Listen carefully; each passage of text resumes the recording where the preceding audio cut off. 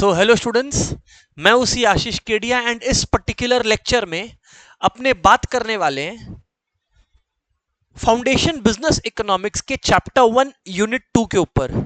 अपने unit 2 complete करने वाले हैं एंड अलोंग विद दैट अपने एमसीक्यूज प्रैक्टिस करने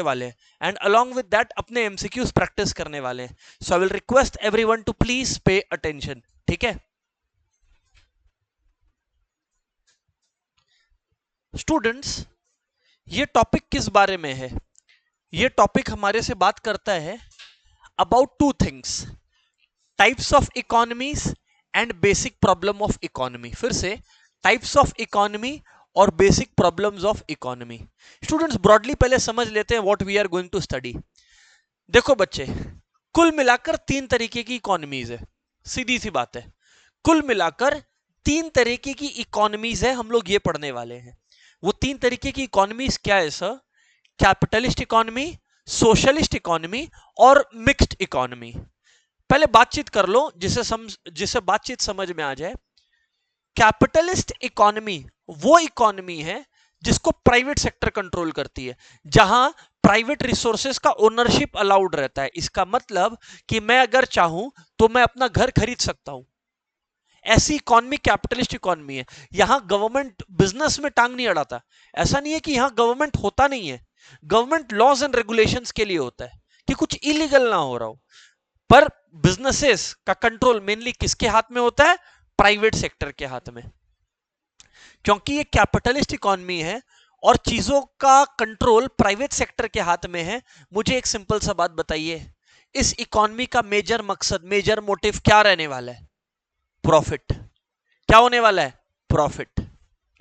स्टूडेंट्स, कैपिटलिस्ट इकोनॉमी को प्यार से laissez faire economy, LAISSEZ, laissez faire, FAIRE, faire, laissez faire economy भी बोला जाता है। लेसी फेयर का मतलब फ्री फ्रॉम गवर्नमेंट इंटरफेरेंस। ऐसी इकोनॉमी जहां गवर्नमेंट का कोई इंटरफेरेंस, गवर्नमेंट का कोई टांग अड़ाने का स्कोप नहीं होता है, ऐसी इकोनॉमी को हम लोग लेसी फेयर इकोनॉमी कहा करते हैं। सर, ये बातचीत तो समझ में आ रहा है अपने को? सर, हमें ये बातचीत तो समझ में आ रहा है। तो students, capitalist economy is a laissez faire economy, जहां प्राइवेट ओनरशिप अलाउड है, लोगों के पास फ्रीडम है। फ्रीडम, बिजनेस करने वालों के पास फ्रीडम ऑफ ऑक्यूपेशन, चीजें खरीदने वालों के पास यानी कंज्यूमर्स के पास फ्रीडम ऑफ चॉइस। आएंगे मटेरियल में रीड करेंगे एक एक चीज। सोशलिस्ट इकोनॉमी क्या है? Socialist economy centrally planned economy है। इसको सेंट्रली प्लान्ड इकोनॉमी भी बोलते हैं। ये ऐसी इकोनॉमी है जहां रिसोर्सेज का ओनरशिप गवर्नमेंट के पास है, लोगों के पास प्राइवेट घर नहीं है। सरकार घर अलॉट कर रही है तो घर और पूरे जमीनें सोसाइटी का है, यानी कि सरकार का है। कलेक्टिव ओनरशिप बोलते हैं इसको। इस सोसाइटी में मेन ऑब्जेक्टिव इक्वालिटी होता है, सोशल वेलफेयर होता है सोशलिस्ट इकोनॉमी में। कैपिटलिस्ट इकोनॉमी का एग्जांपल था अमेरिका, काफी हद तक। देखो, दुनिया में कोई भी इकोनॉमी प्योरली कैपिटलिस्ट या प्योरली सोशलिस्ट तो नहीं बोली जा सकती, पर एकदम क्लोज एग्जांपल्स अगर बोला जाए तो कैपिटलिस्ट इकोनॉमी का है अमेरिका, सोशलिस्ट का है चाइना। अच्छा, मिक्स्ड इकोनॉमी क्या है? जिसमें ये दोनों फीचर्स है, कैपिटलिस्ट के भी और सोशलिस्ट के भी। आज के डेट पर दुनिया की मैक्सिमम इकोनॉमीज इंक्लूडिंग इंडिया एक मिक्स्ड इकोनॉमी है। तो सबसे पहला एमसीक्यू तो यही बन गया, India is a dash economy, capitalist, socialist, mix, none of the above. Answer है mixed economy. Sir, mixed economy में क्या होता है? गवर्नमेंट भी बिजनेसेस रन कर रही होती है और प्राइवेट सेक्टर भी बिजनेसेस रन कर रहे होते हैं। गवर्नमेंट बिजनेसेस रन कर रही है, इसका एग्जांपल कोल इंडिया। कोल इंडिया एक बिजनेस अंडरटेकिंग है, पब्लिक सेक्टर अंडरटेकिंग है इफ यू में। और प्राइवेट सेक्टर अंडरटेकिंग्स या private sector control, Reliance industries, Adani group. Sir, हमें बातचीत समझ में आ रही है आप जो बताना चाह रहे हैं? फैंटास्टिक। अब बच्चे, हैविंग अंडरस्टूड दिस, देखो, हम लोगों ने फर्स्ट यूनिट में एक बात तो समझ लिया था कि इंसान का वांट्स जो है वो अनलिमिटेड है, पर जो रिसोर्सेज है वो लिमिटेड है। वांट्स अनलिमिटेड है पर जो रिसोर्सेज है वो लिमिटेड है। तो स्टूडेंट्स, फिर एक प्रॉब्लम आता है जिसको बोलते हैं प्रॉब्लम ऑफ चॉइस। क्योंकि वांट्स अनलिमिटेड है और रिसोर्सेज लिमिटेड है, तो इंसान अपना हर वांट तो सेटिस्फाई कर नहीं सकता, तो उसको चूज करना पड़ता है। अब आप इकोनॉमी के लेवल पर सोचो, इकोनॉमी के लेवल पर भी तो ये समस्या करेक्ट है, इकोनॉमी के लेवल पर भी तो ये परेशानी आ सकती है। नहीं समझे? मैं समझाता हूं।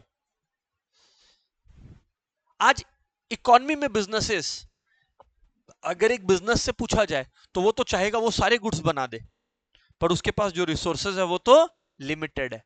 तो अब इसकी वजह से इकोनॉमी में चार मेजर प्रॉब्लम्स खड़े होते हैं, चार मेजर प्रॉब्लम्स। पहला, क्योंकि हर कुछ प्रोड्यूस नहीं कर सकते, तो पहला प्रॉब्लम है what to produce and how much to produce. Guns ज्यादा बनाए कि बटर ज्यादा बनाए। गन्स डिफेंस के लिए, बटर नेसेसिटी है, आई मीन फूड है।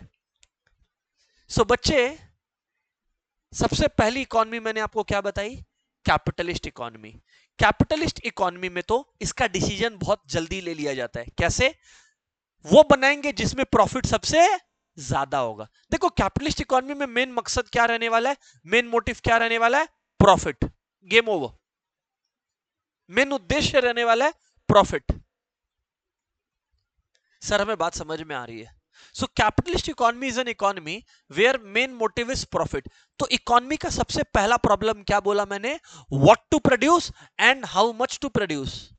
कितना ब्रेड बनाए, कितना गन। आज के डेट पर आप देख रहे हो इजराइल ईरान का वॉर चल रहा है, यस और नो?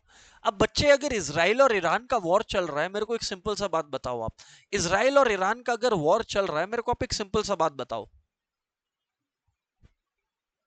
क्या इन लोग को डिसीजन नहीं लेना पड़ रहा है कि अब हम लोग को गन्स ज्यादा बनाना है, भले ही नेसेसिटीज जो लोगों का है वो कम करना पड़े? What to produce and how much to produce. दूसरा, हाउ टू प्रोड्यूस। चलो मान लिए इतना ब्रेड, इतना गन्स बनाना है, डिसाइड कर लिए। हाउ टू प्रोड्यूस, दो तरीके के टेक्निक्स ऑफ प्रोडक्शन होते हैं, सुन लीजिएगा। एक होते हैं कैपिटल इंटेंसिव टेक्निक्स और एक होते हैं labour intensive techniques. Sir capital intensive techniques क्या है? जहां मशीन ज्यादा, वर्कर्स कम लगते हैं। किसी गुड्स को बनाने के लिए मशीन ज्यादा, वर्कर्स कम। और लेबर ओरिएंटेड टेक्निक क्या होता है सर? वर्कर्स ज्यादा, मशीनें कम।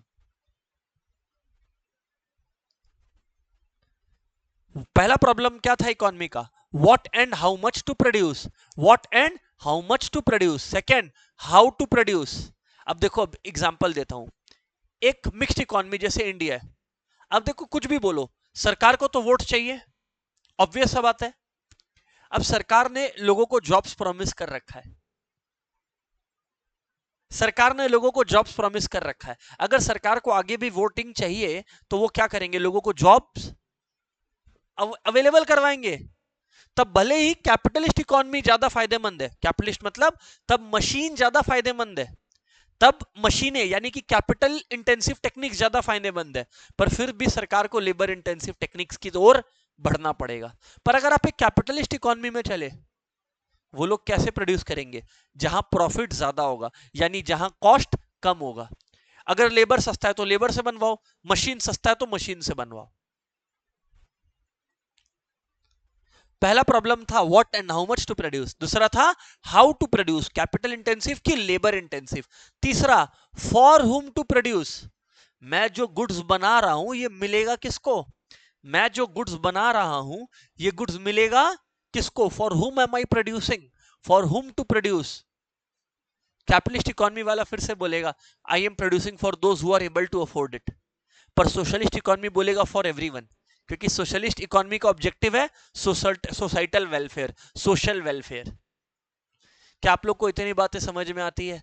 राइट सर, ये बात समझ में आ रही है। तो चलिए आइए आइए रीडिंग करें and let's indulge into the discussion, let's indulge into the discussion. ठीक है, फोर्थ वाले पे भी मैं बात करूंगा, मैंने आपको चार बोला था, फोर्थ वाले पे भी बात करूंगा, ध्यान तो सुनना। एक एमसीक्यू क्वेश्चन छुपा हुआ है, आप लोगों को नहीं पता ऑब्वियसली। आइए मैं आपको बताऊं, ये पीवाईक्यू का एमसीक्यू है, प्रीवियस ईयर क्वेश्चन। अगर बुक है तो पीवाईक्यू लिख लेना, ठीक है ना? मतलब आया है, इंस्टीट्यूट ने दिया है सीए फाउंडेशन में। चलो मैं आप लोगों को प्रिपेयर कराता हूं इसके लिए, पढ़ते हैं। आइए, every economic system, be it capitalist, socialist और मिक्स्ड, अब आपको पता है, बहुत डिटेल में पता है, कैपिटलिस्ट इकोनॉमी जहां कंट्रोल प्राइवेट सेक्टर का है और जहां मेन मकसद प्रॉफिट है, सोशलिस्ट इकोनॉमी जहां सोशल वेलफेयर मेन गोल है, और मिक्स्ड इकोनॉमी जहां दोनों है. Every economic system has to deal with this central problem of scarcity of resources. So one central economic problem exam में आएगा, this is generally called the central economic problem. तो बच्चे सोचते हैं सर ने तो 4 पढ़ाया है, एग्जाम में आ गया सेंट्रल इकोनॉमिक प्रॉब्लम, तो भाई कौन सा होगा सेंट्रल इकोनॉमिक प्रॉब्लम. तो अब जवाब सुन लो स्टूडेंट्स, अगर सेंट्रल इकोनॉमिक प्रॉब्लम आ गया तो students the answer is scarcity of resources. कि रिसोर्सेस स्कार्स है, रिसोर्सेस की कमी है, that is the central economic problem. That is the central economic problem. तो अगर एमसीक्यू में आया which one is the central economic problem, तो बोलना क्या, दैट रिसोर्सेज आर स्कार्स. अब ये जो सेंट्रल इकोनॉमिक प्रॉब्लम है क्लास, ये जो सेंट्रल इकोनॉमिक प्रॉब्लम है ये फर्दर डिवाइडेड है इनटू मल्टीपल प्रॉब्लम्स. आइए, what to produce and how much to produce, दोनों साथ ही है. What to produce and how much to produce दोनों साथ ही है.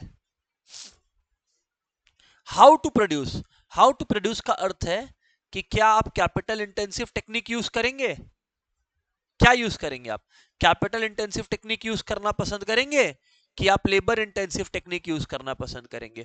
कैपिटल इंटेंसिव टेक्निक बोलता है more of machines, labour intensive technique बोलता है मोर ऑफ लेबर. तो what and how much to produce, how to produce मैंने आपको बता ही दिया. फॉर हुम टू प्रोड्यूस मतलब ये गुड्स जो है वो किसको मिलेंगे, किसके लिए बन रहा है, फॉर हुम टू प्रोड्यूस. और लास्टली हम लोग क्या प्रोविजंस कर रहे हैं, क्या अरेंजमेंट्स कर रहे हैं कि economy grows in the future. हम लोग क्या प्रोविजन कर रहे हैं या क्या प्रबंध कर रहे हैं कि इकोनॉमी फ्यूचर में ग्रो करती रहे. What provisions are to be made for economic growth. समझ गए क्या, what provisions are made for economic growth. So बच्चे ये 4 पॉइंट्स है. What and how much to produce, पहला है what and how much to produce. एक सेकेंड जी, हाँ जी, पहला है what and how much to produce, दूसरा है हाउ टू प्रोड्यूस, तीसरा है for whom to produce, and fourth वाला as you guessed it right, what provisions are to be made for economic growth. Economy grow करे इसके लिए क्या प्रबंध करे जा रहे हैं, what provisions are made for economic growth. बराबर बात है सर, बातचीत बराबर है.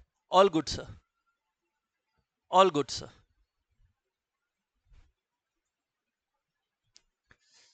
चलिए एक एक प्रॉब्लम को हम लोग एनालाइज करेंगे, रीड करेंगे, पर ये ध्यान रखिएगा central economic problem, what to produce and how much to produce, how to produce, for whom to produce, and what provisions are to be made for economic growth. ठीक है, और सेंट्रल इकोनॉमिक प्रॉब्लम क्या था, याद है क्या, problem of scarcity. You are correct. चलो, what to produce, ये प्रॉब्लम किस बारे में डिस्कस करता है, ये प्रॉब्लम डिस्कस करता है स्टूडेंट्स, जैसा मैंने आपको बताया कि हम लोग मशीनें ज्यादा बनाएं, यानी कि कैपिटल गुड्स ज्यादा बनाएं, या कंज्यूमर गुड्स, मशीन से जो गुड्स बनता है वो ज्यादा बनाएं. आइए रीड करते हैं. Since the resources are limited, हर कुछ तो बना नहीं सकते, every society has to decide which goods and services should be produced and how many should be produced. क्या बनाना है और कितना बनाना है. एवरीवन, द थिंग इज क्या बनाना है और वो कितना बनाना है, ये यहां पर एक डिसीजन लेने लायक बात है. जैसे यहां लिखा है, an economy has to decide whether more gun should be produced और more butter should be produced.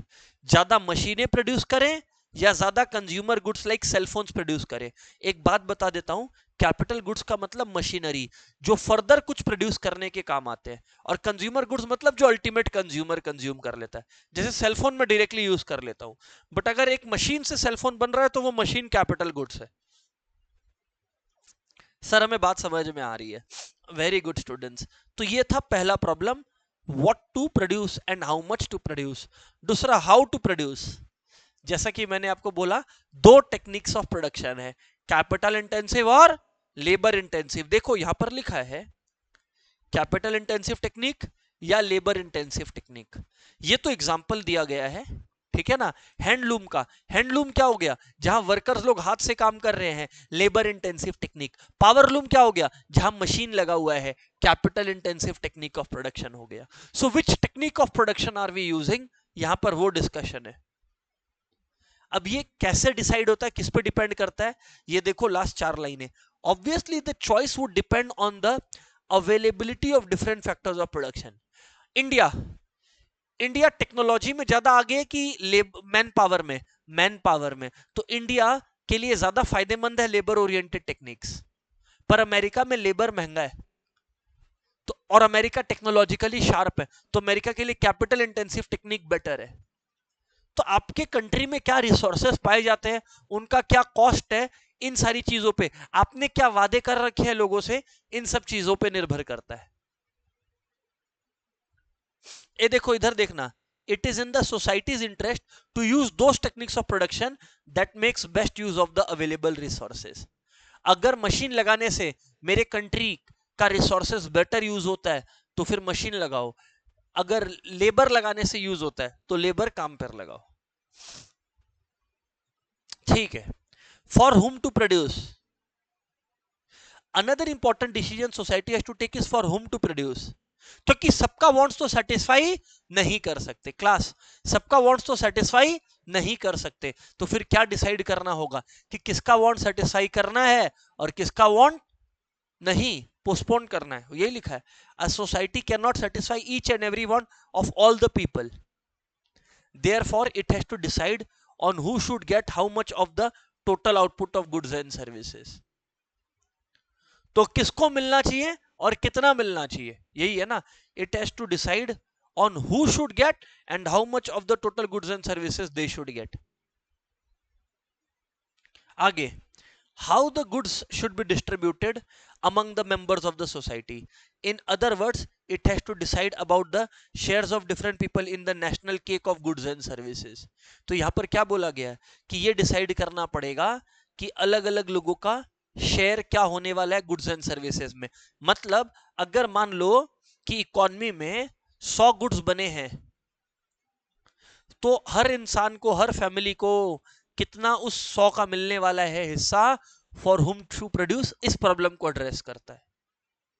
Clear है। सोशलिस्ट इकोनॉमी ट्राई करेगा हर आदमी को इक्वल मिले, कैपिटलिस्ट इकोनॉमी ट्राई करेगा उसको मिले जिसके पास खरीदने का कैपेबिलिटी है। अंडरस्टूड है। And last point, fourth economic problem, what provision should be made for economic growth. Economic growth के लिए आप लोगों ने क्या अरेंजमेंट्स करे हैं, इकोनॉमिक ग्रोथ के लिए क्या जुगाड़ करा गया है। देखो ये क्या बोलना चाह रहा है, क्या कोई भी इकोनॉमी रुकना चाहेगी क्या, नहीं, कोई भी इकोनॉमी ग्रो करना चाहेगी। और क्या आज आपके पास मान लो कि मैंने ऋत्विक को 1000 रुपीज दिया, मैंने ऋत्विक को 1000 रुपीज दिया, अब मैंने ऋत्विक को बोला ले भाई 1000 रुपया ले। अब मेरे को एक सच्ची सच्ची बात बताइए, अगर मैंने ऋत्विक को 1000 रुपए लिया, क्या ऋत्विक ग्रो कर पाएगा अगर वो जो पूरा 1000 का 1000 है वो आज ही खर्च दे दो। ग्रोथ का तरीका है कि कुछ खर्चो, कुछ फ्यूचर के लिए यूज करो। अगर इकोनॉमी के पर्सपेक्टिव से बात करें तो इकोनॉमी को भी आज सारा रिसोर्सेज यूज नहीं करना है। आइए पढ़ते हैं। A society would not like to use all its scarce resources for current consumption only। Society नहीं चाहेगी कि सारा रिसोर्सेज आज के कंजम्पशन में कर ले। आगे, this is because if it uses all the resources for current consumption and no provision is made for future production, society's production capacity would not increase। ये देखो, society's production capacity would not increase। समझ गए। आज अगर मैं आपसे 1000 रुपया receive करता हूं, मुझे अगर अपने आप को ग्रो करवाना है, अपने बिजनेसेस को ग्रो करवाना है, तो मैं सारा का सारा आज खर्च कर दूंगा, कुछ इन्वेस्ट करने के लिए नहीं रखूंगा, तो काहे का ग्रोथ, कोई ग्रोथ नहीं आएगा।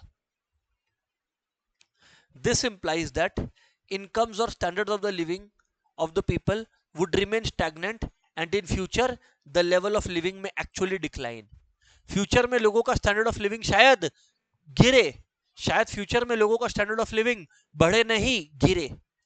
Therefore, a society has to decide how much savings and investment should be made for future progress. How much savings and investment should be made for future progress.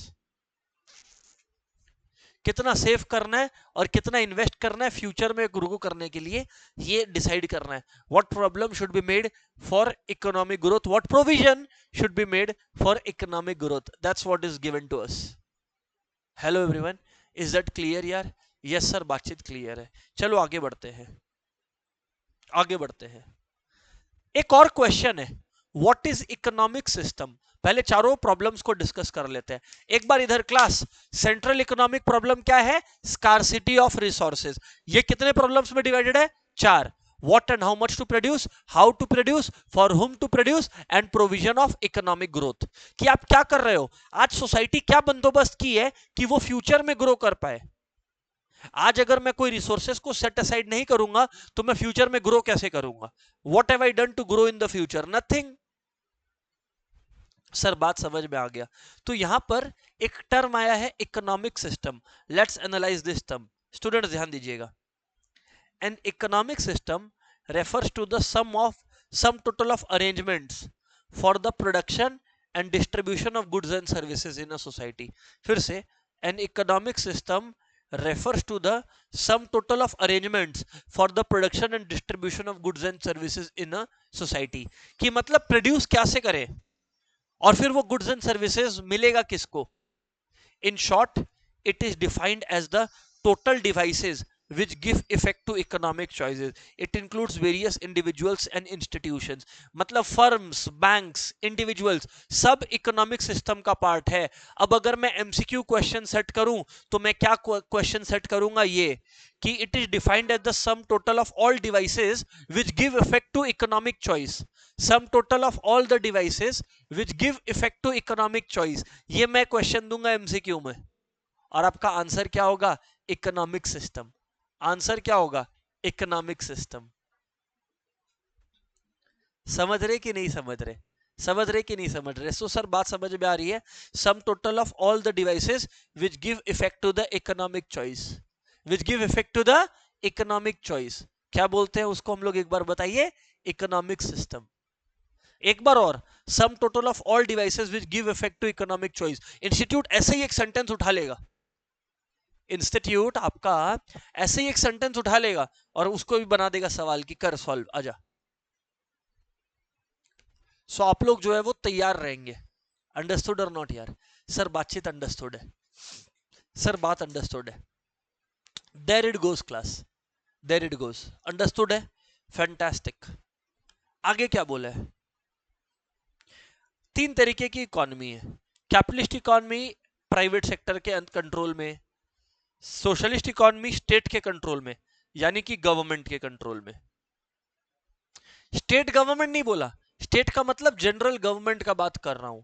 और अगर मिक्स्ड इकोनॉमी एंड एवरीवन, सबको बोल रहा हूं, online and offline everyone, जब class कर रहे हो तो फोन आसपास नहीं होना चाहिए, फोन की तरफ ध्यान नहीं होना चाहिए. अगर है तो ऑलरेडी आप लोग पीछे चले जा रहे हो. ठीक है कि नहीं है? एकदम क्रिस्टल क्लियर फोकस रहना चाहिए. ठीक है?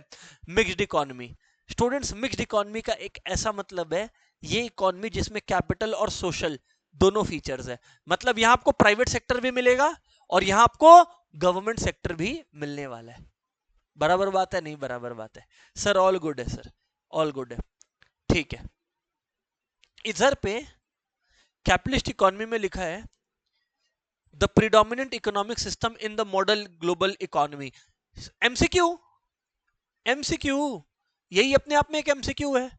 What is the predominant economic system in the modern global economy? Capitalism. Capitalism. अब सर ये क्यों लिखा है? आपने तो बोला मेजॉरिटी इकोनॉमी मिक्स्ड है, क्योंकि दुनिया मूव कर रही है कैपिटलिज्म की तरफ. मतलब गवर्नमेंट्स अपना रोल कम कर रहे हैं और अपना रोल प्राइवेट सेक्टर बढ़ा रहे हैं। तो capitalism, the predominant economic system in the modern global economy, is an economic system in which all means of production are owned and controlled by private individuals for profit. इससे ज्यादा कुछ नहीं detail हो सकता है। तो अगर एग्जाम में आ गया predominant economic system in the modern global economy, तो प्लीज याद रखिएगा क्या लिखना है, कैपिटलिज्म। प्लीज अपने बुक में, अगर आपके पास बुक है वहां पर लिख लीजिए कैपिटलिज्म, ये लाइन अंडरलाइन करके एमसीक्यू। मैं एमसीक्यू हॉटस्पॉट्स मार्क इसीलिए करवाता हूं कि स्टूडेंट को याद रहे।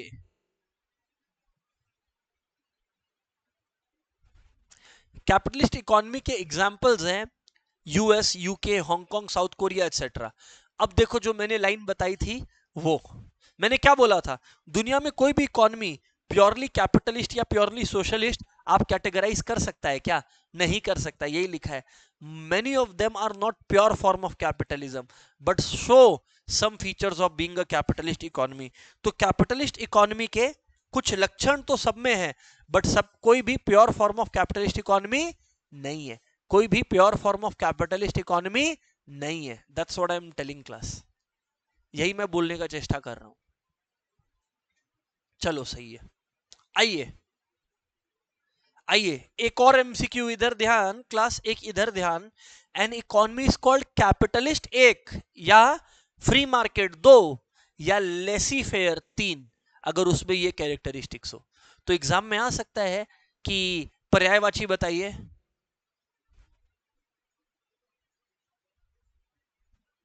पर्यायवाची बता रहा हूं, ध्यान रखिएगा। Capitalist, capitalist, free market, laissez faire. Capitalist, free market, laissez faire. Capitalist, free market, laissez faire. Free market का मतलब under private sector, free market का मतलब under private sector. Got it और not got it sir? Right sir, right sir, right sir, right sir.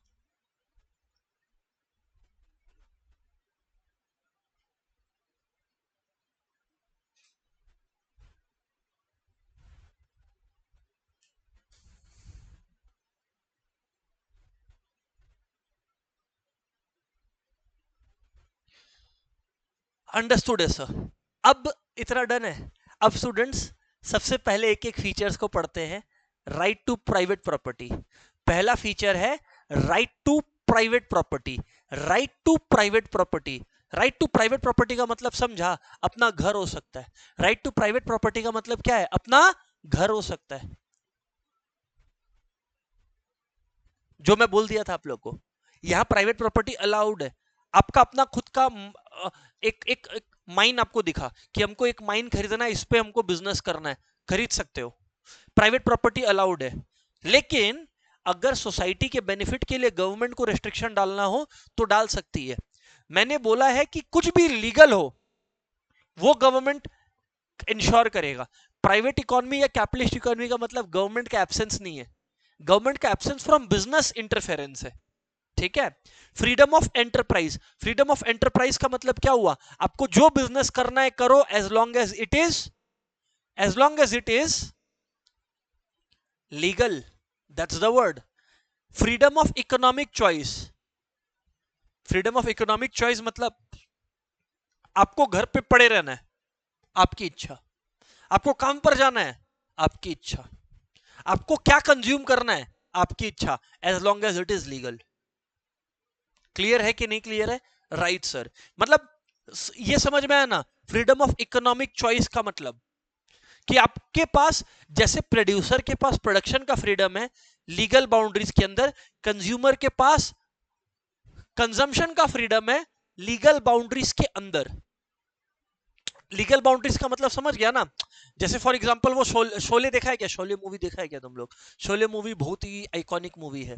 तो कोई P पा के अगर टंकी पे चढ़ जाए और बोले बसंती इन कुत्तों के सामने मत नाचना, तो दैट इज नॉट लीगल, वो लीगल बाउंड्रीज के बाहर चला गया। फ्रीडम ऑफ कंजम्पशन का मतलब that is not harmful to the society, नहीं तो गवर्नमेंट इंटरफेरेंस होगा। अंडरस्टूड है? ये हो गया। प्रॉफिट मोटिव बता चुके आपको, प्रॉफिट मोटिव बता चुके हैं, इस पर चर्चा नहीं करेंगे। कंज्यूमर सोवरेंटी, एग्जैक्टली इस इकोनॉमी में कंज्यूमर इज द किंग। इस इकोनॉमी में उस इकोनॉमी में याद रखना consumer is the king. Who is the king? Consumer is the king. ऐसी इकोनॉमी में who is the king? Consumer is the king. Sir बात तो समझ में आ गया, सर बात तो समझ में आ गया। कंज्यूमर सोवरेंटी मींस, इधर सुनना, consumer sovereignty means buyers ultimately determine which goods and services will be produced and in what quantities। Buyer decide करेगा कि क्या बनेगा और कितना बनेगा। क्यों? अगर मान लो आईफोन का डिमांड बढ़ गया तो आईफोन ज्यादा बनने लग जाएगा इकोनॉमी में। अंडरस्टूड और नॉट अंडरस्टूड यार? Right sir. कंपटीशन। अब एक बात बताइए, कंपटीशन, कैपिटलिस्ट इकोनॉमी का अगला फीचर क्या है? बोलो, कंपटीशन। कंपटीशन का मतलब जैसे आपके पास फ्रीडम है और लोग के पास फ्रीडम है, तो हो सकता है आप जो बिजनेस कर रहे हो वो कोई और करे। There will be competition. Sir आप इसका डिटेलिंग क्यों नहीं कर रहे? जहां जरूरत नहीं है वहां नहीं करेंगे। फीचर का नाम याद रखना जरूरी है, competition and absence of government interference. ये पढ़ेंगे, इंपॉर्टेंट, एमसीक्यू के लिए very very important. A purely, सुन लेना, a purely capitalist economy is not centrally planned, controlled or regulated by the government. In this system, all economic decisions and activities are guided by self-interest and price mechanism which operates automatically without any direction and control by the government authorities। एक minute फिर से। In this system, all economic decisions and activities are guided by self-interest and price mechanism which operates automatically without any direction and control by the। Very important लिखो, यहां पे तुम लोग miss कर जाएगा। कैपिटलिस्ट इकोनॉमी में क्या ऑपरेट करता है? Price mechanism. मतलब कैपिटलिस्ट इकोनॉमी में प्राइसेस कैसे डिसाइड होता है? Through price mechanism, through price mechanism.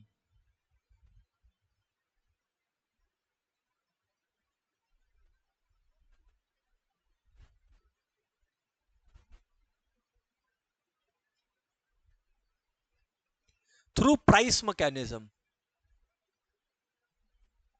तो स्टूडेंट्स, प्राइस मैकेनिज्म का मतलब है कि यहां पर जो है प्राइस जो डिसाइड करेगा वो डिसाइड करेगा market forces of demand and supply. Market forces of demand and supply, market forces of demand and supply, market forces of demand and supply.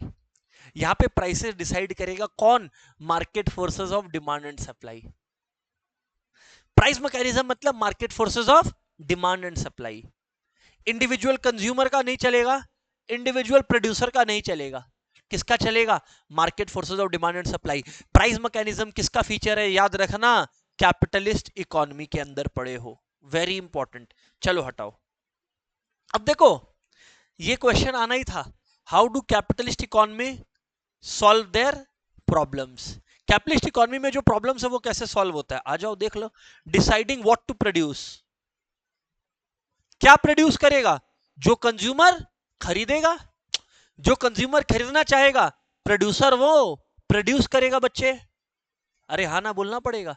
तो यही लिखा हुआ है, देखो, the aim of an entrepreneur is to earn as much profits as possible. This causes businessman to compete with one another to produce those goods which consumers wish to buy। Consumer गाड़ी चाहेगा, ज्यादा गाड़ी बनने लगेगा। Consumer ज्यादा phone चाहेगा, phone ज्यादा बनने लग जाएगा। अरे हाँ ना बोलना पड़ेगा ना क्लास सबको। यस सर, बात सही है सर। जिस चीज का डिमांड कम, तो यहां पर लिखो ना, डिसाइडिंग व्हाट टू प्रोड्यूस, लिखो which maximises profit, which maximises profit, what consumers want to buy, what consumers want to buy, what consumers want to buy, which maximizes profit, what consumers want to buy।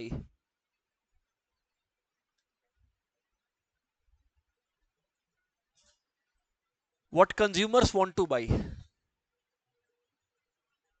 ये हो गया deciding what to produce, what and how much to produce of course. बराबर बात है क्या? अगला क्या है? अगला क्या है? डिसाइडिंग, दोस्त डिसाइडिंग हाउ टू प्रोड्यूस। क्या और कितना बनाए बच्चे? क्या और कितना बनाए बच्चे? क्या और कितना बनाए, ये हो गया एक बात बच्चे। अब कैसे बनाए? हम आपको क्या बोले थे? गोल क्या है यहां पे? Profit maximisation. प्रॉफिट तब मैक्सिमम होगा जब कॉस्ट मिनिमम होगा। तो विच मिनिमाइजेस कॉस्ट लिख ले, which minimises cost, which minimises cost.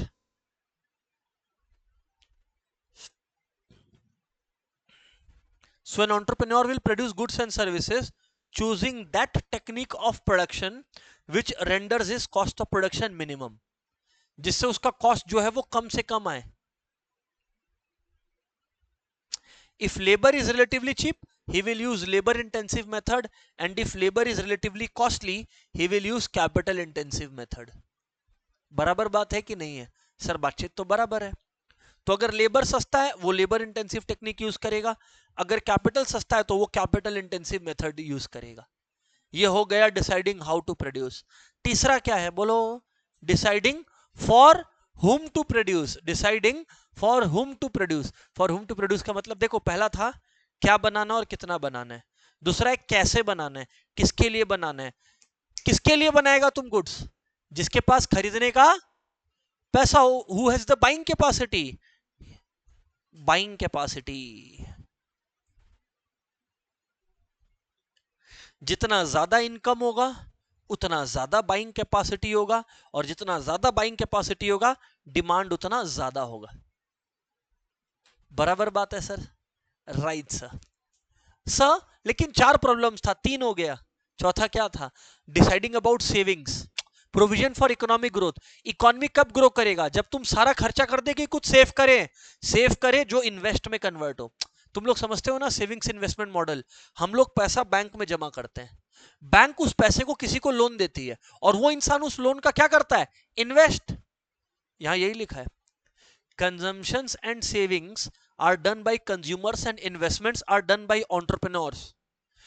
Consumer savings among other factors are governed by rate of interest prevailing in the market. Very important MCQ point कि consumer savings among other factors depend mostly on rate of interest prevailing in the market.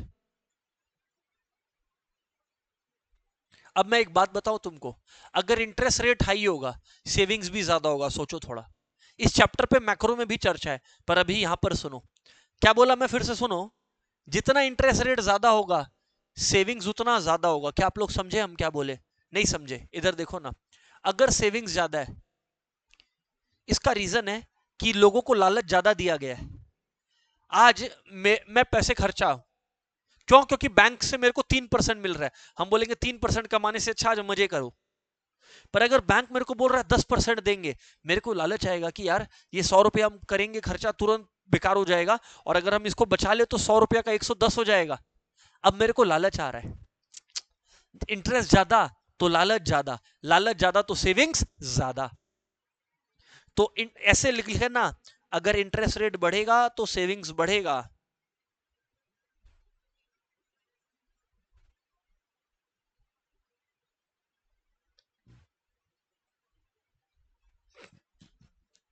और investment किस चीज पे निर्भर करता है बच्चे? देखो दो साइड है, आप लोग समझ नहीं रहे हो बच्चे, इधर ध्यान दो। मानो यहां पर जो है ये बैंक है, ये हाउस होल्ड है। आज हाउस होल्ड ने इंटरेस्ट के लालच में पैसे सेव कर दिए, पर बैंक से लोन लेगा कौन? बिजनेस या एंटरप्रेन्योर्स इन्वेस्टमेंट के लिए। पर ये लोग लोन कब लेगा? जब इनको प्रॉफिट दिखाई दे, जब इनको फायदा नजर आए। अगर मेरे भाई इसको फायदा ही नजर नहीं आता है तो फिर ये क्यों इन्वेस्ट करेगा, ये क्यों लोन लेगा? तो फायदा क्या होता है? Profit expectation. क्या? Profit expectation. ये देखो, investment decision depends on the rate of return on capital, कि अगर हम आज 100 रुपया लगाएं तो हम उस पर कितना परसेंट कमा लेंगे। अगर रिटर्न ऑन कैपिटल हाई है तो इन्वेस्टमेंट भी हाई होगा। तो लिखो रिटर्न ऑन कैपिटल, आरओसी अगर ज्यादा है तो इन्वेस्टमेंट भी बढ़ेगा। आरओसी रिटर्न ऑन कैपिटल ज्यादा है तो इन्वेस्टमेंट भी बढ़ेगा।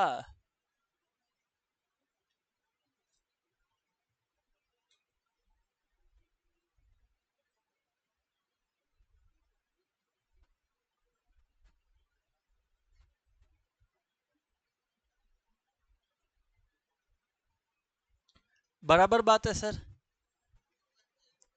सर बातचीत बराबर है, बराबर बात है। तो अब आते हैं मेरिट्स ऑफ कैपिटलिस्ट इकोनॉमी पे। मेरिट्स ऑफ कैपिटलिस्ट इकोनॉमी में, अगर मेरिट्स ऑफ कैपिटलिस्ट इकोनॉमी का बात करें, अगर मेरिट्स ऑफ कैपिटलिस्ट इकोनॉमी का बात करें, यहां ध्यान से सुनना, कैपिटलिस्ट इकोनॉमी एक सेल्फ रेगुलेटिंग इकोनॉमी है। क्या है बोलो? सेल्फ रेगुलेटिंग है, मतलब प्राइस अपने आप डिसाइड होता है through the market forces of demand and supply. Price mechanism देखना चाहोगे एक बार? देखो कैसे काम करता है। मान लो कोई भी एक प्रोडक्ट मन में सोच लेना, वो कोई दिक्कत नहीं है। मान लो बैग्स, आप लोग बैग खरीदते हो ना, बैग, मान लो बैग्स की बात हो रही है।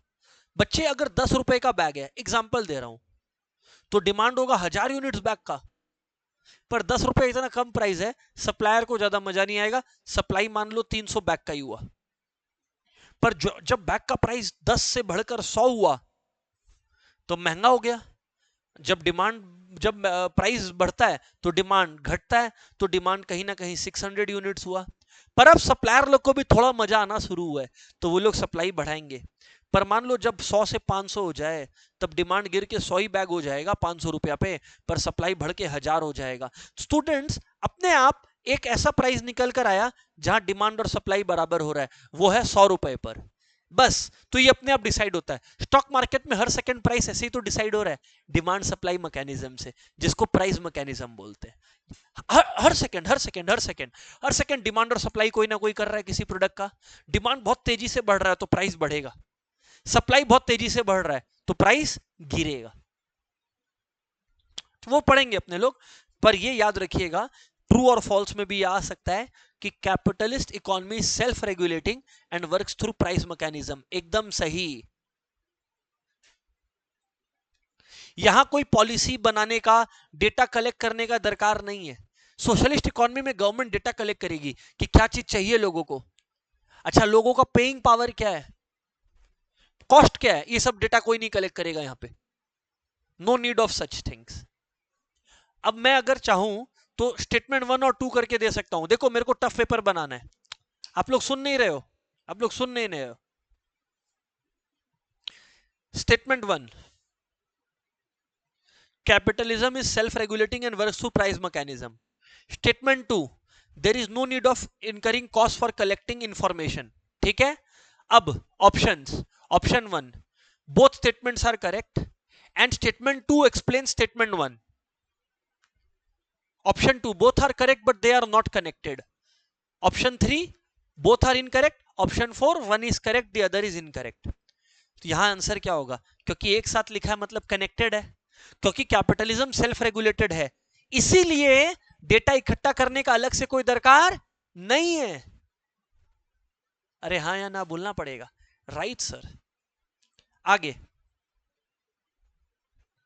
आगे, the existence of private property, the existence of private property and the driving force of profit motive results in greater incentive to work. फिर से बोल रहा हूं, the existence of private property and driving force of profit motive results in greater incentive to work. तो क्या लोगों को incentive देता है टू वर्क? एवरीवन, क्या लोगों को इंसेंटिव देता है to work? Profit motive and private property. आज आप सोचो, सोशलिस्ट इकोनॉमी में सबका सैलरी एक बराबर है, सिमिलर जॉब करने वालों का। तो जो आदमी, दो लोग सेम जॉब पे है, एक का मनी कैसे करेगा बेसिक काम करने का? प्राइवेट प्रॉपर्टी हम ओन ही नहीं कर सकते। यहां प्राइवेट प्रॉपर्टी ओन कर सकते हो, आपका अपना घर, गाड़ी, बंगला सब हो सकता है, तो आप मेहनत करना चाहेगा कि आपके पास इकट्ठा हो सामान। यही यहां पे लिखा है। आगे, the process of economic growth is likely to be faster under capitalism. क्यों?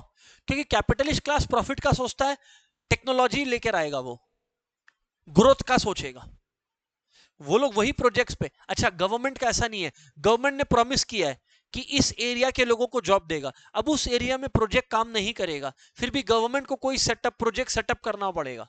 क्यों? क्योंकि जॉब देना है लोगों को, काम करवाना है। आगे, resources are used in most productive ways. Wastage avoid करेंगे, क्योंकि एक हर रुपया जो वेस्ट हो रहा है वो इनका लॉस कर रहा है। आगे, there is usually high degree of operative efficiency under the capitalist system. There is usually high degree of what, बोलो, operative efficiency. There is usually high degree of operative efficiency under the capitalist system. Capitalist system में operations efficiently होते हैं। क्यों? क्योंकि हर एक wastage का cost है और ये लोग को प्रॉफिट बढ़ाना है।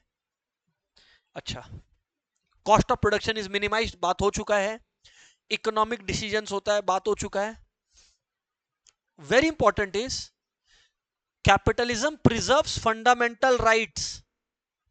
Which type of economy preserves fundamental right? Exam में आ जाएगा, बच्चा लोग पता है क्या सोचेगा, अरे बाप रे ये कहां से, कौन सा हिस्ट्री सिविक्स का क्वेश्चन आ गया। रियल लाइफ में capitalist economy fundamental rights protect करता है। Capitalism preserve fundamental rights such as right to freedom and right to private property. तो यहां कंज्यूमर्स के पास मैक्सिमम अमाउंट ऑफ फ्रीडम है। ऑटोनॉमी मतलब फ्रीडम।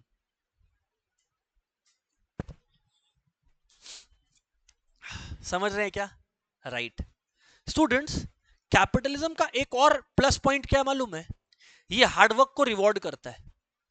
अगर आप खुद एक्स्ट्रा मेहनत कर रहे हो तो आप ज्यादा प्रॉफिट डिजर्व करते हो कंपेयर टू कोई और पर्सन जो उतना एक्स्ट्रा काम नहीं कर रहा। तो यहां यही लिखा है, capitalism rewards man of initiative and enterprise. जो रिस्क लेना जानते हैं, रिस्क टेकर्स को ये अवार्ड करता है।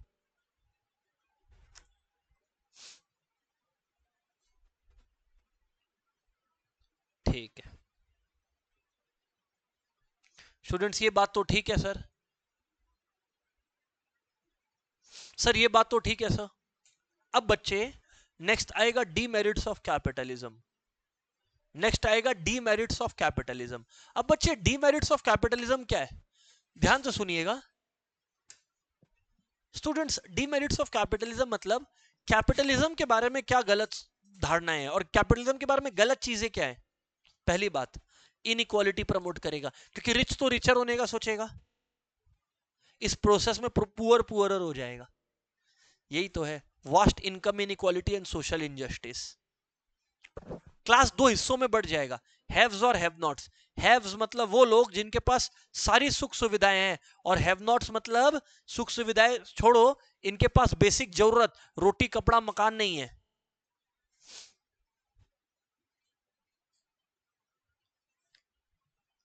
कैपिटलिज्म में लोगों को प्रॉपर्टी चाहिए इंसान से ऊपर, मतलब इंसान से ऊपर प्रॉपर्टी हो गया है।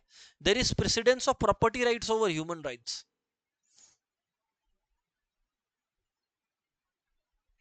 आगे, सोसाइटी में अनफेयरनेस रह जाता है। सोसाइटी में क्या रह जाता है? अनफेयरनेस। अनफेयरनेस का मतलब कि एक तरफ तो लोगों के 15 घर है और एक तरफ है कि किसी के पास एक कच्चा मकान भी ठीक से नहीं है बना हुआ। That is unfairness. Exploitation of labour is common, मतलब लोगों से काम ज्यादा देर, सैलरी कम, एक्सप्लॉयटेशन हो रहा है। हाँ, अगर दो लोग में से एक ज्यादा कंट्रीब्यूट कर रहा है तो उसको रिवॉर्ड करेगा कैपिटलिज्म। पर कैपिटलिज्म चाहेगा कि मैक्सिमम प्रॉफिट करे अपना। आगे, consumer sovereignty is a myth. क्यों? क्योंकि अभी तो आप बोले sir consumer sovereignty, consumer is the king, but real life में कंज्यूमर किंग है, ये एक मिथ है। इसका एग्जांपल दूं? इसका एग्जांपल देता हूं। देखो कितना अच्छा पॉइंट लिखा है यहां पे। आप लोग फूड प्रोडक्ट्स देखो, आप लोग को केचप चाहिए, कंपनियां केचप बना के दे रही है। आपको टेस्टी चाहिए, टेस्टी बना के दे रही है। पीछे लेबल देखो, पाम ऑयल। टोमेटो केचप में बोलता है कि टोमेटो नहीं है, मतलब शायद 1-2% है या सड़ा हुआ है। ऑरेंज फ्रूट जूस में ऑरेंज का फोटो लगाया हुआ है और बैक में लिखा है the orange diagram is for only for illustrative purposes, जबकि जापान में ये इलीगल है, इंडिया में ये खुलेआम होता है। तो कंज्यूमर एक्सप्लॉइट हो रहा है कि नहीं? पेरेंट्स तो बेचारे सोचते हैं कि हम बच्चा को फ्रूट जूस पिला रहे हैं अपना। आप हम आप लोग जो लोग हमारे स्टूडेंट्स हैं, आप लोग ऐसे एज के हो, मैं ऐसे एज का हूं कि मेरे को पता है हम लोग पढ़ेंगे लेबल, पर बेचारे पेरेंट्स जो बच्चों को कर रहे हैं वो लोग को पता ही नहीं है लेबल वेबल का कॉन्सेप्ट। अगर पता ही नहीं है उनको लेबल का कॉन्सेप्ट, जिनको नहीं पता उनके लिए बोल रहा हूं, तो वो तो बच्चे को ये सोच रहे हैं हम फ्रूट जूस पिला रहा है बच्चे को मार्केट से, जबकि चीनी पिलाया जा रहा है हॉर्लिक्स और बॉर्नविटा के नाम पर। तो बोलने को कंज्यूमर इज किंग, जो कंज्यूमर को चाहिए वो मिल रहा है, रियल लाइफ में एक्सप्लॉइट हो रहा है कंज्यूमर। आप लोग कंपेयर करना कभी बैठ के, कोई भी एक फूड प्रोडक्ट पकड़ लेना जो ग्लोबल है, उसका इंडिया का इंग्रेडिएंट देखना। फेंटा ले लो ना, फेंटा तो समझते हो ना, फेंटा या मिरिंडा आप जो भी बोलो, उसका एक बार आप बैक लेबल पढ़ लेना, उसमें क्या क्या कलर्स है और ये है। ऑस्ट्रेलिया और अमेरिका में देख लेना उसी का इंग्रेडिएंट, आपको हेल्दियर वर्जन नजर आएगा। एक्चुअल एक्चुअल ऑरेंज कहीं यूज हो रहा है वो नजर आएगा, यहां फ्लेवर यूज हो रहा है वो नजर आएगा। तो it's a myth, there is misallocation of resources as resources will move into luxury goods. हाँ, क्योंकि देखो एक बात बताओ सर, लोगों को जरूरत तो नेसेसिटीज का है, आटे दाल चावल का है, पर एक बात बताओ, प्राइवेट सेक्टर को आटे दाल चावल में उतना प्रॉफिट मिलेगा नहीं, और हर कोई जो है वो अफोर्ड कर नहीं सकता। लग्जरी गुड्स में प्रॉफिट मार्जिन ज्यादा है, तो लग्जरी गुड्स का प्रोडक्शन ज्यादा होगा यहां पर। और क्योंकि यहां पर ये चीज है, तो लेस ऑफ मेरिट गुड्स, एक टर्म दे रहा हूं आपको, मैक्रो इकोनॉमिक्स के लास्ट चैप्टर तक ये टर्म इंपॉर्टेंट है, merit goods. Students, merit goods मतलब वो गुड्स जो सोसाइटी एट लार्ज के लिए फायदेमंद है, hospitals, education, schools, society at large के लिए ये फायदेमंद है, फायदेमंद है, ये सब चीजें फायदेमंद है। ये सब कम प्रोड्यूस होंगी, क्यों?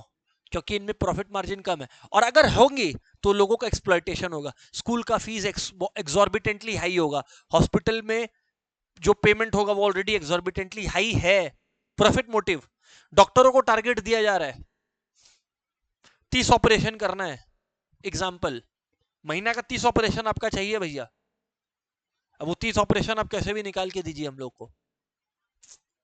तुम सोचो अब वो डॉक्टर पेशेंट को बायस्ड सलाह देगा कि अनबायस्ड सलाह देगा, देख लेना। आपके घर में कोई ओल्ड रिलेटिव है जिनका कोई ऑपरेशन ऑपरेशन हुआ होगा, तो चांसेस आर कि डॉक्टर 2 बार ऑपरेट किया होगा, या कुछ कुछ समय में। These are all targets they are achieving.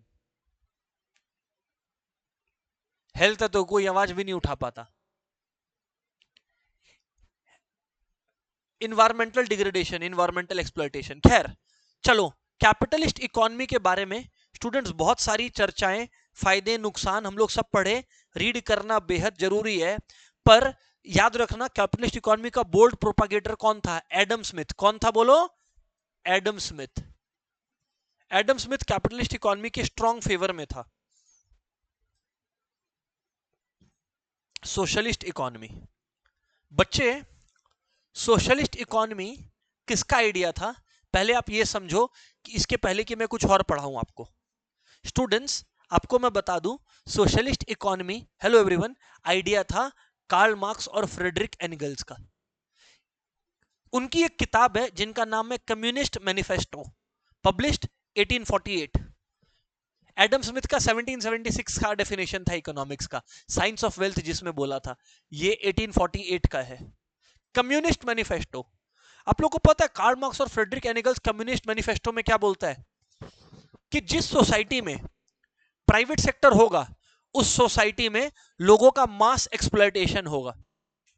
ऐसी सोसाइटी नहीं होनी चाहिए, सब रिसोर्सेज का ओनर सरकार होना चाहिए। ये लोग गवर्नमेंट ओनरशिप प्रमोट करते थे। इन लोग का कहना था कि government should be owner of all the resources, government should be owner of all the factors of production. Government लोगों को काम दे, प्राइवेट सेक्टर रहेगा तो लोगों को एक्सप्लॉइट करेगा। अब आप लोगों को एक सवाल पूछना चाहिए मेरे से, ऐसा क्यों सर? आप लोग समझो, कार्ल मार्क्स और फ्रेडरिक एंगल्स जब बच्चे थे, अराउंड 1820s 1830s होगा, तब ये लोग छोटे रहे होंगे, 1810 के आसपास। उस समय ब्रिटेन में आया था इंडस्ट्रियल रेवोल्यूशन। ये लोग छोटे छोटे बच्चे देखते थे इनके पेरेंट्स 16 घंटा ऑफिस में काम कर रहे हैं, इनके पेरेंट्स 16-16 घंटा ऑफिस में काम कर रहे हैं। तो वैसे बच्चों के दिमाग में अच्छा बाकी 8 घंटा बोला जाता, क्योंकि ब्रिटेन उस समय ग्रो कर रहा था, वर्करों से ऐसे काम कराया जाता था, और वर्करों को बोला जाता था 8 घंटे में तो ऑफिस वापस आना है, फैक्ट्री वापस आना है, यहीं सो जाओ ना गिद्दा लगा के। जो बच्चा लोग ये देखेगा, आपको क्या लग रहा है वो लोग कैपिटलिस्ट इकोनॉमी को प्रमोट करेगा? वो लोग तो सोशलिज्म के फेवर में बोलेगा ना। यही हुआ। In this economy, material means of production, that is factories, capital, mines are owned by whole community. Whole community बोलने वाला बात है, रियल लाइफ में are owned by the state, यानी कि government, represented by the state। ये लो आ गया, आ गया। All members are entitled to get benefits of such economy. It is also called command economy or centrally planned economy. Very important. Socialist economy के दो पर्यायवाची शब्द, command economy, centrally planned economy। MCQ hub, MCQ hub, command economy या centrally planned economy। आगे, under a socialist economy, class ध्यान दीजिएगा, under a socialist economy production and distribution of goods are aimed at maximizing the welfare of the community as a whole। यहां गोल है maximizing the welfare of the community।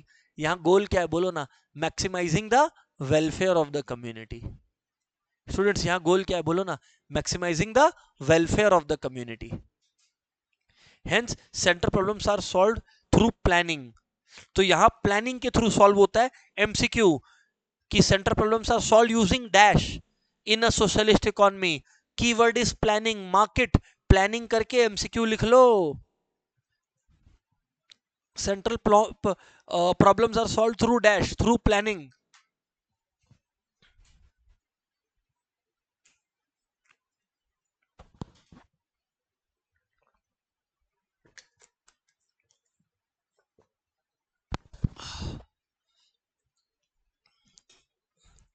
Students अब अगर इतना बात समझ में आ गया, इस इकोनॉमी के कुछ कैरेक्टरिस्टिक्स है, आइए पढ़ते हैं हम लोग, समझ में आ गया होगा।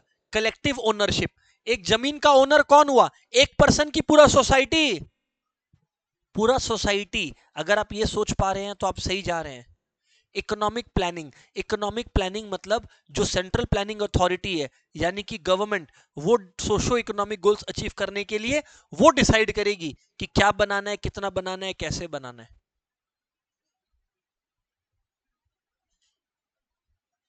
एब्सेंस ऑफ कंज्यूमर चॉइस, देखो भूखमरी नहीं होगा, फ्रीडम फ्रॉम हंगर, आपको भूखमरी नहीं होगा, आपको भूखा नहीं रहना पड़ेगा, ये गारंटी है। पर जो आपको कैपिटलिस्ट में चॉइस मिलता था ना, इस दुकानदार से ये खरीद ले, इस दुकानदार से ये खरीद ले, वो चॉइस नहीं मिलेगा आपको। जो सरकार बनाएगी, जो सरकार प्रोड्यूस करेगी, वही कंज्यूम करना पड़ेगा। तो यहां एब्सेंस ऑफ कंज्यूमर चॉइस है। क्यों? क्योंकि बताओ ना, गवर्नमेंट एक ही बिजनेस के लिए 4 लोगों को लाइसेंस क्यों देगी? यहां पे ये तो वेस्टेज ऑफ रिसोर्सेज हो गया। The right to work is guarantee, काम मिलेगा। पर यहां तुम ये मत बोलना कि मेरे को अपना मन का करना है, but the choice of occupation gets restricted because they are determined by the central planning authority. In short, यहां कोई भी इकोनॉमिक प्रॉब्लम का डिसीजन कौन लेता है? Central planning authority. किस किस ऑब्जेक्टिव को मद्देनजर रखते हुए? किस ऑब्जेक्टिव को मद्देनजर रखते हुए? सोशल वेलफेयर ऑब्जेक्टिव को मद्देनजर रखते हुए। यहां पर यही है, रिलेटिवली इक्वल इनकम डिस्ट्रीब्यूशन। जैसे वहां पे रिच और पुअर, हैव्स और हैव नॉट्स के बीच में एक क्लास बायस बन गया था, यहां पे there is relatively equality. That's a unique feature here, ये इसका खास फीचर है। यहां पे प्राइस मैकेनिज्म का मिनिमम रोल है, क्योंकि यहां मार्केट फोर्सेस नहीं, कौन काम करता है, कौन प्राइस डिसाइड करेगा चीजों का? गवर्नमेंट। अच्छा, और प्राइस मैकेनिज्म यहां पर एग्जिस्ट करता है क्या? हाँ, but it only has a secondary role। very important, underline this MCQ कि प्राइस मैकेनिज्म एग्जिस्ट करता है सोशलिस्ट इकोनॉमी में, लेकिन इसका सेकेंडरी रोल है। कैसे? देखो, गवर्नमेंट कुछ गुड्स बनाया, स्टूडेंट्स, गवर्नमेंट कुछ गुड्स बनाया, लोगों में बेचा। ऐसा तो हो ही सकता है कि कुछ स्टॉक बिका ना हो। अब जो ना बिका हो उस पर सरकार प्राइस मैकेनिज्म को अलाउ करेगी कि हाँ, जो प्राइस पे लोग खरीदने को राजी है उस प्राइस पे बेच दो, only to secure the disposal of accumulated stock. तो एक एमसीक्यू खतरनाक बोलूं, why price mechanism exists in socialist economy? A B C D. Correct answer होगा to secure the disposal of accumulated stock. Main stock तो सर सरकार ही decide करेगी कैसे डिस्पोज करना है। एक बात याद रखना, क्योंकि सरकार प्राइसेस को डिसाइड करता है। हेलो, सोशलिज्म में स्टूडेंट्स, सोशलिज्म में प्रोडक्ट का प्राइसेस को कौन डिसाइड करता है? सरकार, यानी कि गवर्नमेंट। इसीलिए ऐसे प्राइसेस को एडमिनिस्टर्ड प्राइसेस बोलते हैं, एडमिनिस्टर्ड प्राइसेस बोलते हैं। Market MCQ, what are prices in socialism called? Administered prices. Please market class, prices prevailing under socialism are called administered prices. Prices prevailing under socialism are called administered prices class। ठीक है।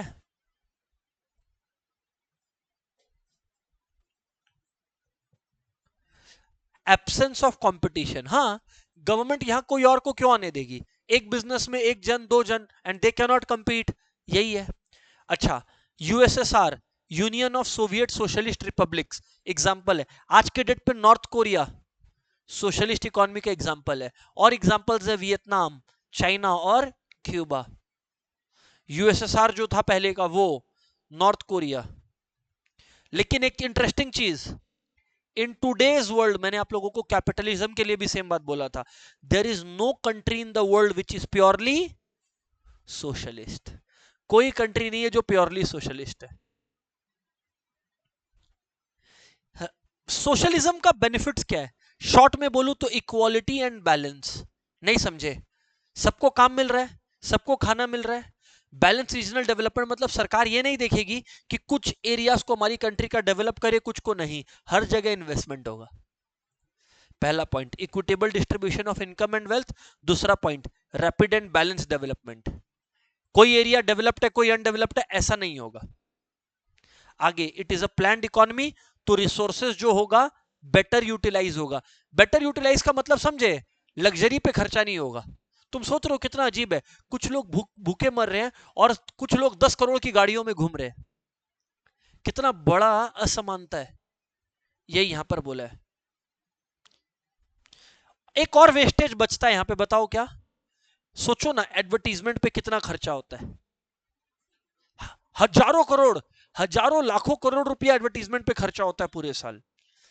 Socialist economy में advertisement चलेगा, क्योंकि advertisement किया जाता है कि आप मेरे से खरीद सामान, पर यहां तो प्रॉफिट मोटिव है ही नहीं, तो एडवर्टीजमेंट का दरकार ही क्या है? तो सोच, जो पैसा एडवर्टीजमेंट में लग रहा था दुनिया का, इकोनॉमी का, वो किसी काम पे लग सकता है कंट्री के ग्रोथ के लिए। इस पर्सपेक्टिव से भी सोचिए थोड़ा। अनएम्प्लॉयमेंट कम से कम होगा, सबको काम मिलेगा, सबको राइट टू वर्क मिलेगा, और minimum standard of living guaranteed होगी। ये फीचर्स है या मेरिट्स है सोशलिस्ट इकोनॉमी के। ये मेरिट्स है स्टूडेंट्स एक सोशलिस्ट इकोनॉमी के। सर, अगर हम लोग अब आपसे डीमेरिट्स की चर्चा करें क्लास, अब अगर मैं आप लोगों से डीमेरिट्स के बारे में बात करता हूं, यहां ध्यान देना आप लोग। डीमेरिट्स क्या है? ब्यूरोक्रेसी, बहुत ज्यादा government interference, delays and a lot of government, red tapism, favouritism, ये इसका भतीजा है। तो प्रोजेक्ट इसको मिल जाएगा, प्रमोशन इसको मिल जाएगा सरकारी दफ्तर में। फेवरेटिज्म,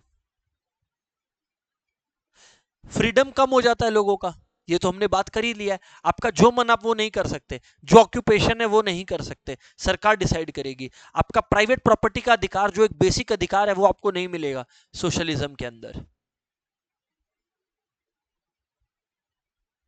सर समझ आ गया। अब आते हैं मिक्स्ड इकोनॉमी के ऊपर।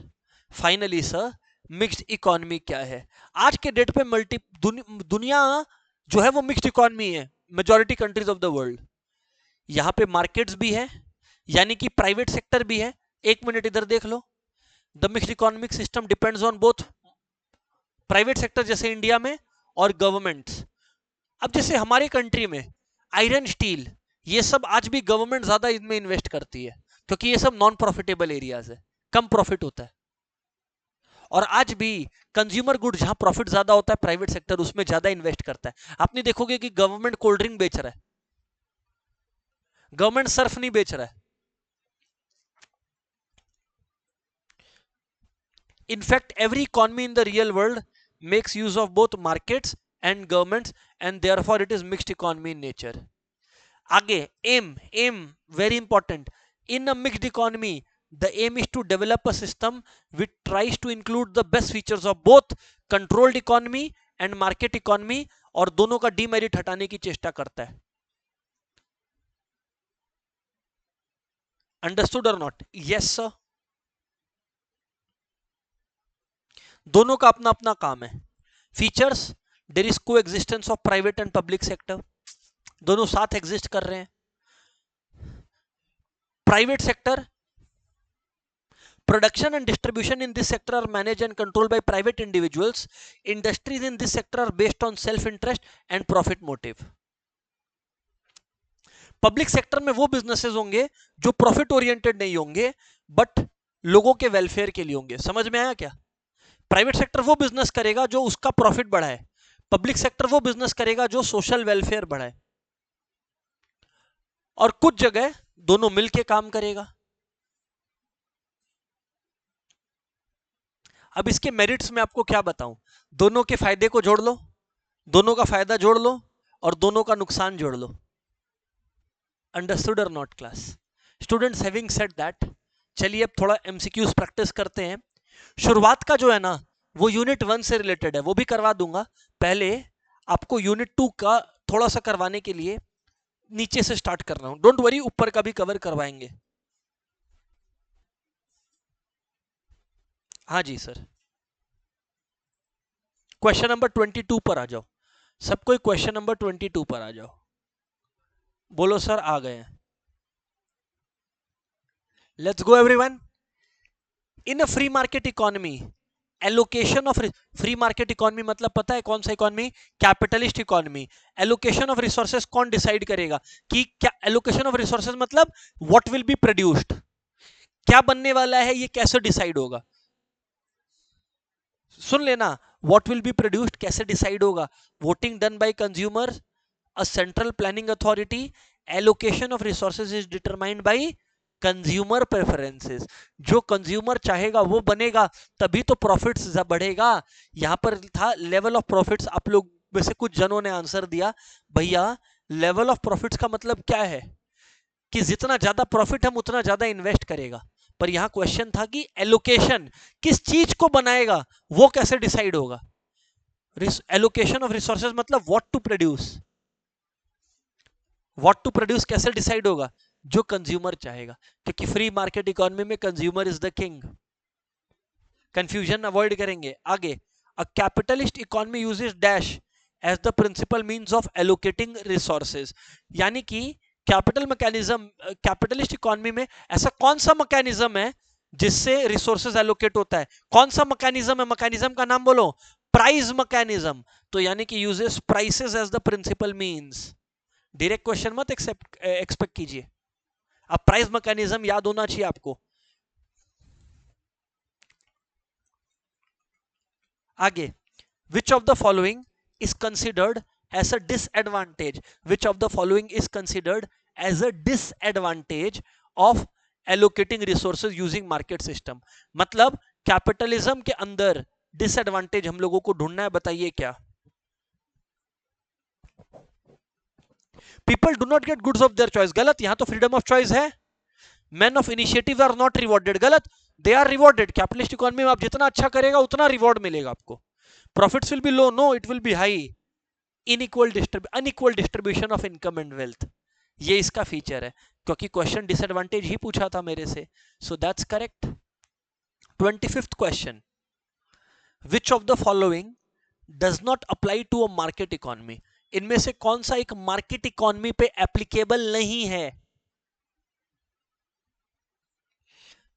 Firm decide whom to hire and what to produce, ठीक है। Firms aim at maximising profit, ठीक है। Household decide which firms to work for and what to buy with their income, ठीक है। Government policies are the that guide the decision. Government के हिसाब से decision होगा क्या? अरे गवर्नमेंट के हिसाब से डिसीजन तो सोशलिस्ट इकोनॉमी में होता है। गवर्नमेंट कहां से यहां पे प्राइमरी हो गया? 26 क्वेश्चन पर चलते हैं, let's see. In a mixed economy all economic decisions are taken by central authority. I don't think so. All economic decisions are taken by private entrepreneurs. I don't think so. अब आगे देखो क्या है, economic decisions are taken by the state and by the entrepreneurs. अरे दोनों मिलके decide करते हैं ना भाई, तभी तो मिक्स्ड है। Central problem in economy is that of what? Central problem in economics is of what? हाँ, allocating scarce resources. Yes. मैं तो एक ही वर्ड सिखाया था आपको। सेंट्रल प्रॉब्लम क्या है? स्कार्सिटी। आपका आंख क्या ढूंढा? स्कार्सिटी। Absolutely correct. एक कीवर्ड था, हमने बार बार डिस्कस करा था। चलिए next. Capital intensive technique would get chosen in a. Capital intensive technique कहां चूज होता है? कैपिटल इंटेंसिव टेक्निक कहां चूज होता है? Capital intensive technique would get chosen in a, बताइएगा क्लास, किधर चूज होगा? In a capital surplus economy where relative price of capital is lower. तो capital intensive technique would get chosen in a, इधर ध्यान दीजिएगा, capital surplus economy where relative price of capital is lower, जहां machine सस्ता है।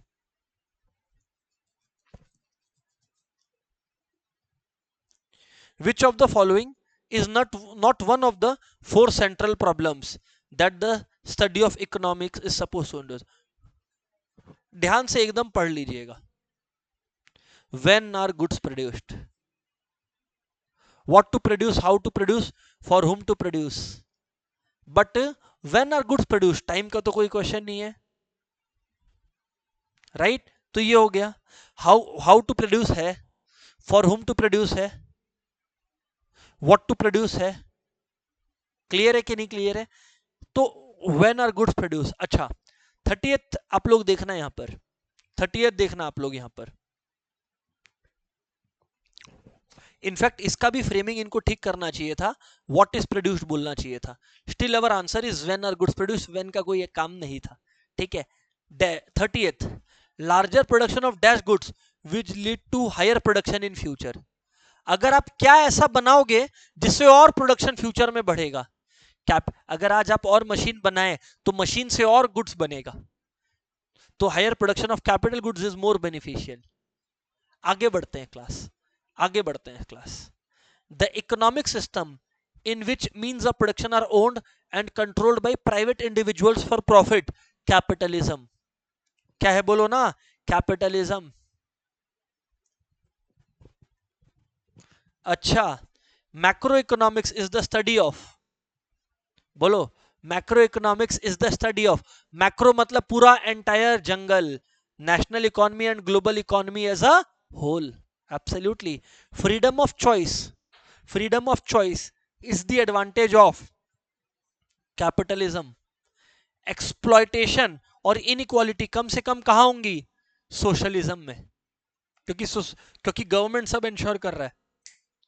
Administered prices, बताओ MCQ में mark कराया था कि नहीं कराया था?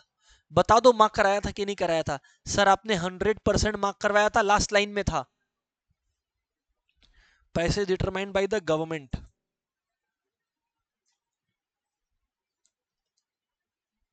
सी 36 भी देखो मार्क करवाया हुआ है।